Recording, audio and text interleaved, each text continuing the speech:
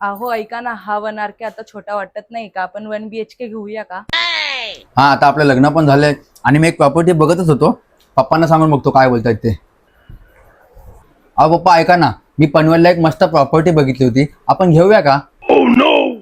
अरे चुती आहे का तू? आता तुझं लग्न करून दिलं, आता तू म्हणतो मला फ्लॅट घेऊन द्या. अहो पण मला हे सांगायचे की साक्षीच्या मम्मीने पण तिकडच फ्लॅट घेतलाय. काय बोलतो? अरे चुत्या पनवेलला काय सांगायचं? ए माया, चल चल आपल्याला पनवेलला जायचंय प्रॉपर्टी बघायला. हो असं कुठं झालं तुम्ही? हो, पप्पा, शांत झाला पहिला.